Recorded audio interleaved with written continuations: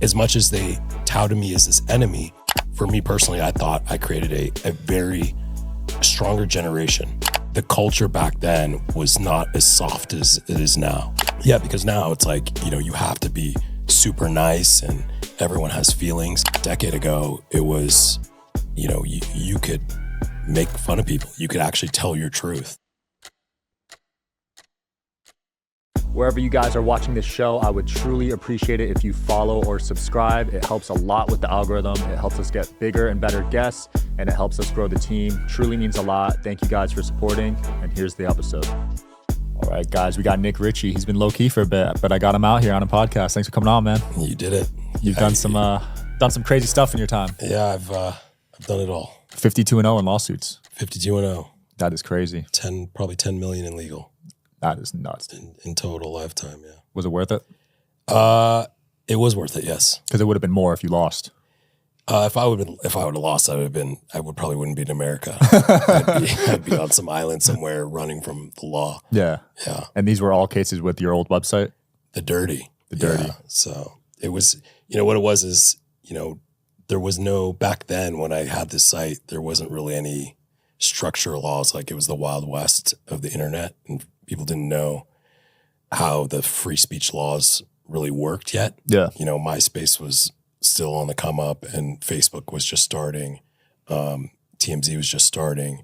So the Dirty was just crushing because it was the only website where you can actually post real people. It's like Instagram today, right? So, but people didn't know if you were allowed to talk about other people. So Right. I was always getting sued for a website owner being liable for third-party content. So was it you posting the articles, or was it someone on your platform? Someone on it, like similar to YouTube, people were uploading other people. I did say, you know, funny one-liners, like, you know, why is that person's elbows fat or something like that. Yeah. Which got me in trouble a little bit here and there, but I was, you know, pretty PG and I try to keep it light and funny. But it was, you know, it was part of that culture and part of that time.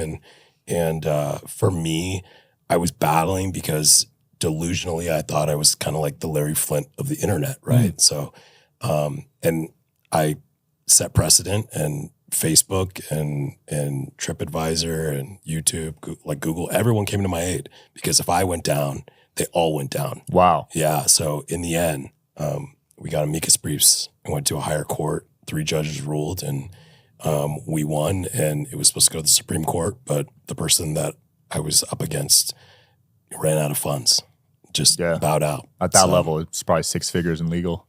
And not only that, it's just like you're going up against, you know, you're going up against Google. You know, it's just, when I had that support, I was like, oh, okay, now it's game over. But just to get there, you know, I was going through 4 years of hell in jury trials in Kentucky, and this was all over CDA. It's called Communications Decency Act. And it was intense. It was tough. You know, just to go through a trial, you're sitting there and they're just crucifying you like you're a murderer, you know? But no one knows the rules. They're like, how dare he develop a website where you can talk about a civilian, you know, when all of a sudden it was like, oh, well, you can only talk about a famous person or a public figure. So the tables were turned a little bit, and it was interesting. It was a very, very hard road, but I will tell you, once I won, I got immunity, and it was no longer fun. Oh yeah. It was, no one was suing me. I felt like, you know, the tension wasn't there, because every time I got sued, I was on the news, I was on Dr. Phil, I was on Anderson Cooper, I was doing all these primetime shows, and as much as they touted me as this enemy, for me personally, I thought I created a very stronger generation, especially, you know, and I don't want to make people think, you know, of this in the wrong way, but the culture back then was not as soft as it is now. Really? Yeah, because now it's like, you know, you have to be super nice and everyone has feelings. Back then, you know, a decade ago, it was, you know, you could make fun of people. You could actually tell your truth, you know, and yeah, it was a little bit edgy, but it made for a stronger generation. And I think you see a lot of more, like today, women in their All right, guys, shout out to today's sponsor, Babbel. 1 in 5 Americans have learn a new language on their bucket list. If that's you, make 2024 the year you finally check it off the list. Don't pay hundreds of dollars for private tutors anymore or waste hours on other apps that don't really help you speak the language. Babbel has quick 10-minute lessons that are handcrafted by over 200 language experts to help you start speaking a new language in as little as 3 weeks. It's designed by real people for real conversations. Babbel has really helped me lock in Spanish. My fiance's family is all Latina, and now I'm able to communicate with her family members, and it's awesome. Studies from Yale, Michigan State University, and others continue to prove that Babbel is better. One study found that using Babbel for 15 hours is equivalent to a full semester at college. They have over 16 million subscriptions sold, plus all of their 14 award-winning language courses are backed by their 20-day money-back guarantee.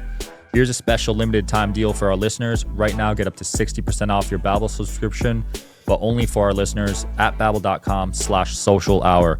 That's babbel.com/social hour, spelled BABBEL.com/social hour. Rules and restrictions may apply. 30s to 40s, they're more alpha. You know, they're a little bit more in their masculine energy because of it. Right. Yeah, there's a lot. I feel like Twitter is now the platform where just people just air out on people. Well, I think what Elon's doing is bringing it back. Yeah. You know, he's really a free speech avenger, right? So he wants to get back to the dirty. Yeah. So you're actually a proponent of it because most people are against this cyberbullying kind of stuff. Yeah, because for me, it's not, you know, it goes both ways. Like you have to have your opinion about certain things, and certain people get burned. No matter what, you're going to get burned at something, and you can't just sit there and just take it. You know, you have to fight for yourself. And I think we've as a culture have gotten so spoiled in a way that like we're just expecting someone else to take care of our. Yeah. What were you on Dr. Phil for? Same stuff, just the dirty. I was on Dr. Phil about 4 times. Damn. Was he trying to diagnose you? Nah, he was just like, you know, he was trying to blame me, similar to you saying cyberbully. He was trying to blame me for people committing, which no one ever did that with the dirty. Zuckerberg just went to court for that. Well, that's the thing. He would name all these people that would kill themselves, and they were all because of Facebook. And of course, like, you know, I would explain that, but that doesn't make the edit. You know, Right. it's more of like, oh, you're the evil monster. But then we became friends. Like over the years, he kind of got what I was doing, and he started getting opposing guests on that were posted on the site, and realized like, wow, like how is this girl crying when she's trying to take pictures half naked for attention? You know what I mean? Yeah. I think Zuck had to settle though, right? Well, at that level, it's, you know, for Facebook's legal, I'm sure they're getting sued every single day. You got to kind of pick and choose your battles. Yeah. But for Zuck, he's at the stage where he doesn't even see this stuff. Yeah. That was a weird one. I mean, how are you going to control what someone's going to say? And then you can't predict that person will kill himself based off what that person said. You can't. And that's the craziest thing is, and that's why what I went through was so gnarly, because what you're saying is you're saying that if you said something about her, it's Nik's fault. Right. Because it was at Nik's house. Right. So it's just a very tough call. And, you know, the judges got it right. In the end, website owners should not be liable. Even apps or whatever should not be liable for what third parties say. I agree. And now they're going after messaging platforms. Yeah. The governments want access to all the messages. Yeah. But it should be private in your opinion, right? Of course. Yeah. And Tucker exposed Signal. Yeah. Signal is even compromised. I think once you get to a certain level, once you get so big, and that's kind of why I got out of it, because, you know, we were doing 10 million people a day, and it wasn't the lawsuits that bothered me. It was the subpoenas. Like people trying to get IP information, people trying to get cell phone records, trying to, you know, just little things that they shouldn't have access to because it had nothing to do with what this was. Right. You know, they just assumed, well, this person's stalking me. This is a separate case. But since their picture's on the dirty, we should have access to everyone in, you know, Dallas or everyone in Chicago that's connected to this person. So, you know, the bigger you get, the more people try to like jump in and try to take control. Yeah. How insane was the money from this? It wasn't, because I got sued all the time. Honestly, everything went to legal. Wow. You know, and that was the craziest part. You know, the valuation at that time, it was during that weird bubble where everything.com was like worth $100 million. I think we got up to like 85 million right at the beginning. But then everything kind of came back down to reality. But the evaluations are evaluations. They're meaningless. Unless you sell, yeah. Yeah. So, and no one's going to buy a site like that. It's not like we could get McDonald's to advertise. Right. So that was our hardest thing. And what ended up happening is that I'd have to do appearances everywhere, paid appearances at nightclubs in Vegas and this and that. And, stacking, I did 1 year, I did like 100 appearances, and it takes a toll on your body. That is so many, dude. Yeah. Oh my gosh. I freak out if I have to leave my house like once a month. We calculated 1 year, we did 1.2 million in free alcohol. Holy What do you mean free alcohol? You're just giving it out? Well, no, when I would do these appearances, I would have unlimited bottles of like Grey Goose. and I would literally, like, I remember when Pure was here back in the day, on our rider, we'd have 25 bottles of Grey Goose for our table. Oh my God. Yeah. And it wasn't, the craziest part is there was nothing left over. Yeah. So you could pound. There was a problem. I had a problem for a little bit. Yeah. Wow. You sober now, or are you still drinking? No, I drink. I still drink, but like it's socially, and I'm old now, dude. I have kids, and I'm more into like knowing what's going on in my reality. Yeah. It's weird when you get to a certain age where you just get so health focused that you're like, how the hell did I survive? Yeah, I feel like 20s and early 30s. I'm going through that earlier than most people. Yeah, well, it's because you're interviewing all these people and you're hearing their stories. Right. That was the coolest thing with The Dirty is like, I was involved in about 25,000 people's lives, right? So I saw the worst of people, and it made me a better person. And it's hard to explain, but seeing that, it's almost like you're rock bottom, right? Like everyone's rock bottom. I was right there. I was that fly on the wall where I was like, dang, dude, like I can't go down this path. I can't do this, or I can't do this, or this girl is so hot, but dude, this is what comes with it, So it's just, for me, it was so educational, and I call it Dirty You because I learned so much from other people's lives and other people's mistakes that I could give a little bit of guidance, like, hey, this is what happens if you do this, Do you think some of that influenced the divorces? No, the divorces came from just stupid decisions on my part. The first divorce was because for me, it was because I made The Dirty. Like she was a straight edge, good, moral, fibered person. Right. And there was a lot of temptation there with other women. Because as I was getting popular, the access was easy. Yeah. So that one was unfortunate, but it happened. But I wasn't married for that. That one I got married at 25 and divorced after a year and a half. It was a short stinted marriage. But there was a lot of stability there. The second one was just me, in Vegas with 14 girls from ASU. And I just remember, being so wasted and almost on the point of like, not but just like, what the am I doing? Wow. So then I was just like, hey, I'm going to rehab, or next girl I see, I'm going to marry. So between the two, I picked the wrong one. So you literally married one of those 14 girls? Yeah. No, not the 14. I married the first girl I saw in the lobby coming out of the elevator, going to the bar at the Venetian. And 8 hours later, I married her. How long did that one last? 2 kids, 11 years. Oh. Yeah, but that one crushed me because I didn't have a prenup. Oh. Yeah, so. Honestly, I heard some of those don't even matter. And now it matters. You think so? I think for California it does. Okay. Yeah, Cali for sure. Yeah, they're super left. So yeah, so I gotta pay her until she dies or gets married again. Yeah. So child support. Yeah, for your income level, it's alimony and child support. Child support, I don't care about. Like I love my kids. Like I'll pay whatever. Yeah. It's the other side of the coin that's like, hey, when a person refuses to get a job and just kind of lives off your hard work, it's so hard to swallow. Yeah, just from a pride point of view, right? It's just tough because when and I don't want to be that guy, but I'm paying for 2 lives. I'm paying to see my kids half the time, more money than I would pay if I was actually married. So it's really hard. And then for me being in the dating scene too, now that I know exactly who I want and how I want and how much love I can give and how much I've grown, it's very, not that I'm jaded, but you get scarred by women. For sure. You know? And vice versa. I think a lot of women have trust issues too. Oh, big time. And the girls that I've dated, they have the same issues. They're on the other side of the coin where guys have crushed them so hard that they're afraid. Right. You know, they don't want to jump in. They don't want their heart to be broken. So the dating world now is impossible. Especially in LA where you're at, dude. Well, I'm in Newport, but it's just as bad. Yeah, it's LA. It's the same vibe.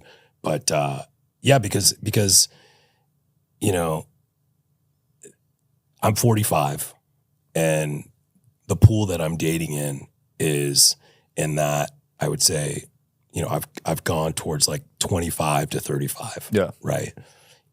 When you get into that 35 realm, they either have kids and they're on the scarred end of divorce and it's just tough for them. And they just don't trust anybody. They think you're cheating constantly. On the younger side, what they see on Instagram, they believe that's reality. So like, if you're not coming into the relationship with a Birkin bag, it's not a real relationship. Materialistic. Yeah. So it's very tough, very tough.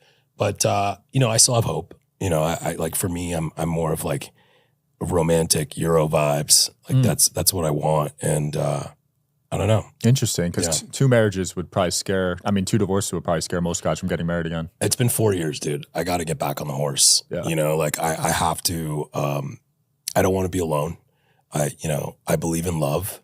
And I think now I'm finally healed enough and from all my traumas and from the dirty and from everything and everyone else's traumas to say like, hey, like I can bring a lot of value to the table and actually lift someone up instead of having someone next to me. Right. And you've got some major traumas. I don't know how deep we want to get on this, but I can get deep.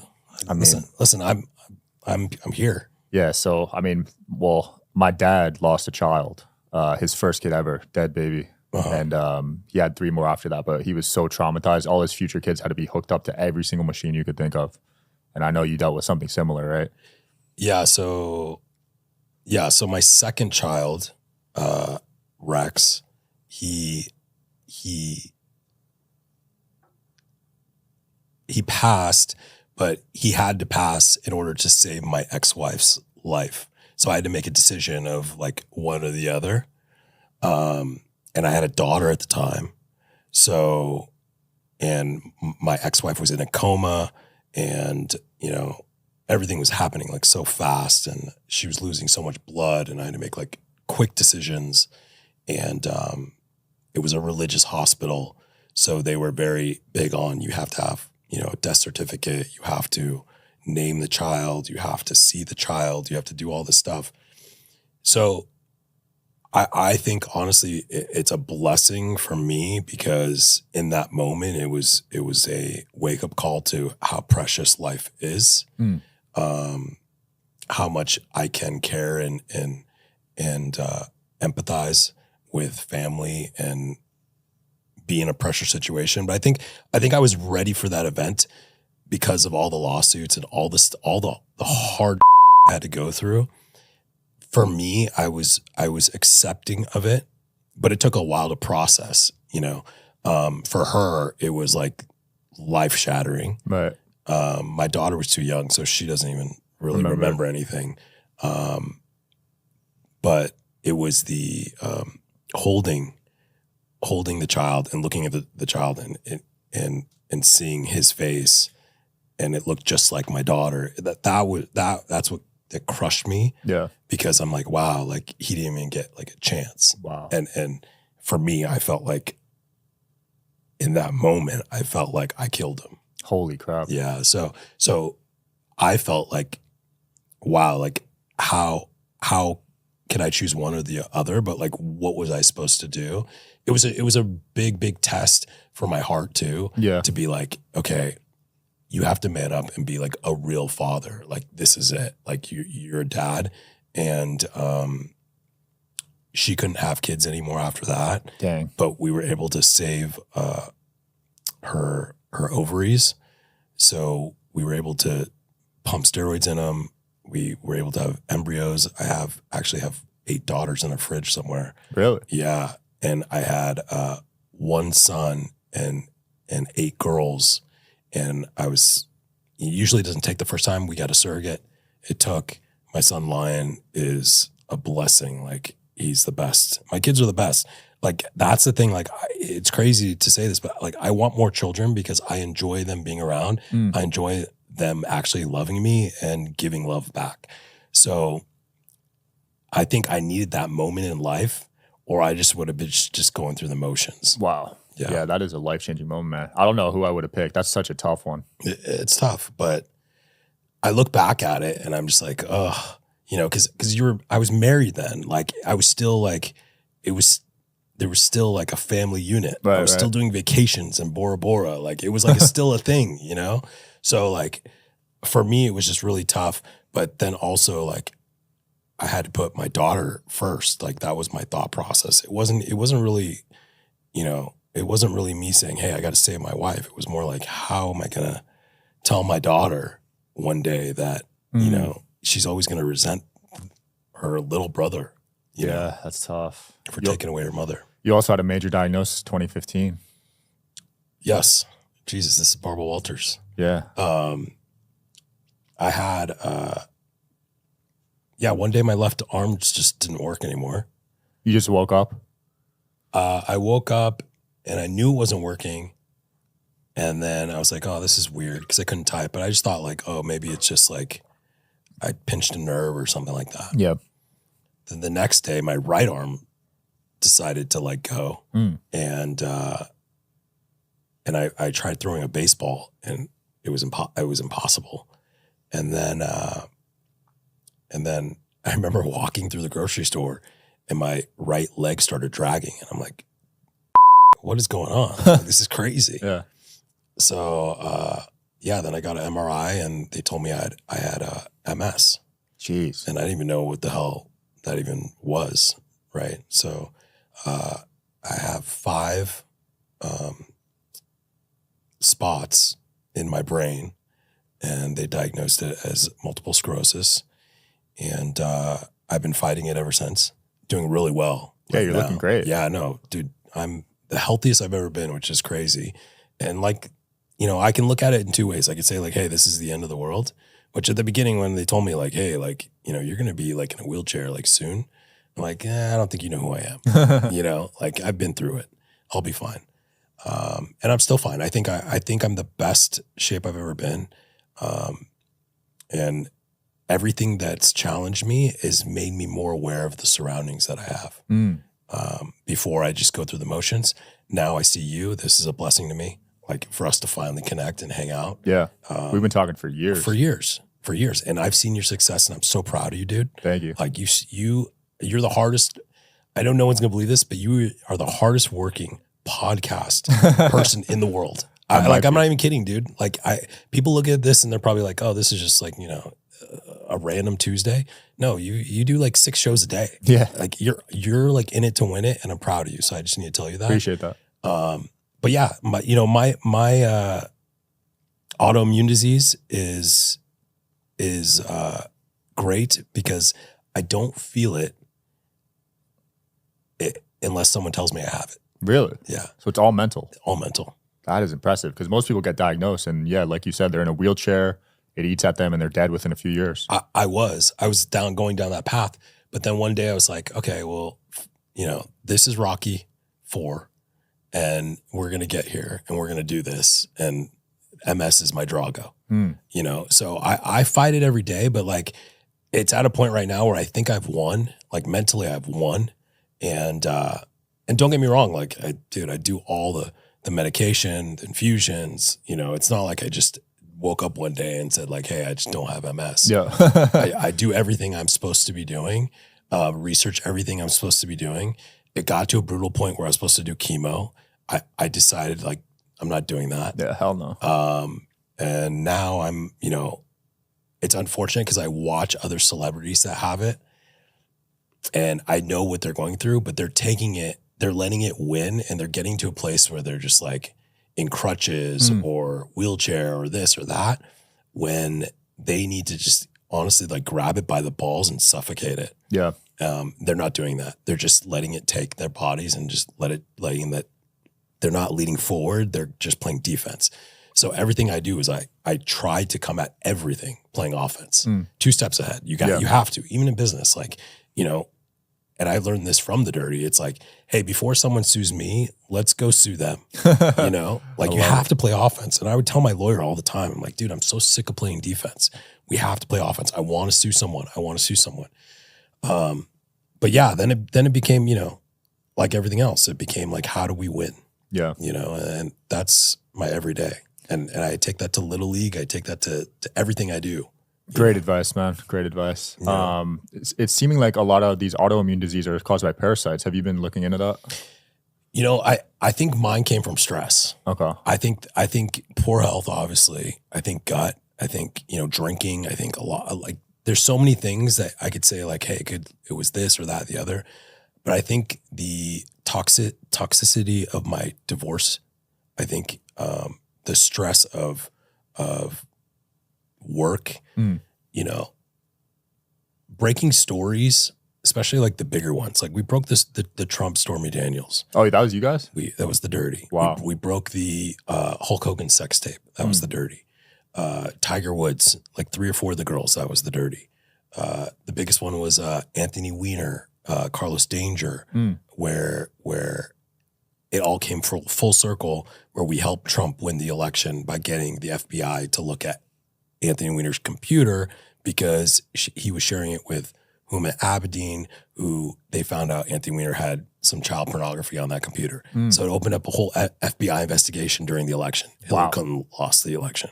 Crazy. So everything's connected. And to quote Stephen Colbert, he was like, you should call it thedirty.gov, right? So it was tons of stories. I can go back. We broke so many big stories because I was a renegade journalist at the time. Like I didn't care if I was getting sued. Yeah. Like I didn't care if it was, you know, 100% factual. There was enough there where I was just like, let's go, you know, and we broke big stories. But the stress on people coming after me, Trump coming after me for certain things. Trump came at you? Trump came after me because of the Stormy stuff. Because you have to remember, like Melania was pregnant during the time, you know, and the details were the information we got. It was coming from Stormy, but no one believed her because she was, you know. So I was the one that was like, okay, well, I'm going to run with this. So it's just tough for me because even Ashton Kutcher, when he had an affair with Demi Moore, like Sarah Leal was the girl and she was giving us the information. Yeah. Right. So I'm backing these women going up against these A-list people who, you know, they're going to stroke $500,000 in legal easy, you know? So it's just knowing to choose the battles, you know, like Blazarian. I remember when Dan Blazarian sued me for $50 million. He sued you? Oh yeah. And that was a real test because he has money. Right. Like, believe it or not, he has money. So, and he just didn't care. Like, and I remember we were in mediation and he goes, I'm the elephant and you're the fly in my, you know, it was, and that stuck with me. I'm like, wow, like, I like this guy. That stuck with me. I like this guy, you know, because it was the first time I'm battling someone that really wants to battle. Yeah. Like, for him, it wasn't, he was doing it for fun, you know, and I was kind of in there for sport as well. Yeah. So it was good. But like, it's just stuff like that. Like, when you have that winning mentality, there's nothing that could happen tomorrow where I wouldn't be like, okay, it's fine. Let's go. Let's win. Let's figure this out. Yeah. You know, I love that. So you're competitive. Was that for the Ignite story? Is that the one you broke? I'm not allowed to talk about what it was, but it was something sexual. Got it. Damn. I didn't know you guys were breaking all these stories. So how do you, like, people come at you probably with too though, right? How do you verify everything? Don't. You just post it? It's third-party content. The craziest part is that it's my job not to verify. Oh. Because if I start verifying stuff, then I'm taking ownership of content. Like, I'm actually writing stories. Got it. You know? So it's just tough. And today it's like, it's getting crazy because you're seeing YouTube and you're seeing, you know, all these people, they're censoring now. And it's like, how can you even make that call, you know? They're censoring a lot of Diddy stuff right now. It's just, how can you make the call? You got to let everything come out. Yeah. And you have to have the guts to know that people are smart enough to realize what's real and what's fake. Yeah. You know? Well, there's a lot of disbelief in the media right now. Well, there will always be that, Sean. Like there's no time in our history ever where someone's going to be like, news is real news. It's never going to happen. Yeah. You know, no matter, even if it's 100% fake or 100% real, you're going to have one side or the other. Absolutely. So what's the focus on now? You're done with the dirty, right? Done with the dirty, sold that. Dude, I've been out for what, 7 years, 8 years. I have some box. Yeah, you brought me a box. Yeah, dude. Thanks for this. Yeah, so I'm launching this soon in May. And what it is a subscription service. It's $20. You get 2 shades a month. Yeah. And they're quality shades, dude. They're pretty much Gucci's without the Gucci logo. I'm gonna throw one on. I'm pretty blind. But. Yeah, so you know, you play poker a lot, so you need this. I also do prescription stuff too, so I'll get one of those. Yeah, I'll definitely love a pair for the beach. But yeah, dude. So I'm doing this, and then we also have designer stuff too. Tom Ford, all the big names. Hell yeah. Yeah, dude. Those look great, man. What made you pursue this? You know, my family's been in the sunglass world forever, and I always wear shades. And I have a great relationship with Persol, which was what I wear. And I'm just like, hey, you know, I want to kind of get into fashion, and maybe this will help me find love. I don't know. You're a romantic, man. Yes. I'm just glad you're a lot less stressed than you used to be. You know, I feel good, man. You know, I'm happy, and I'm just, you know, life is not easy. No matter what, life is not easy. So you just have to understand that it's not, and you just have to look at the things that are going on in your life and say, wow, like this is great. And you know this, you need to eliminate any virus, any person that has any negativity in your life, and you got to create a unit. And it took me a long time to realize you win more as a team than going against opponents. Yeah. You know, if you can create a group, and you know this because you created a super group of billionaires and entrepreneurs.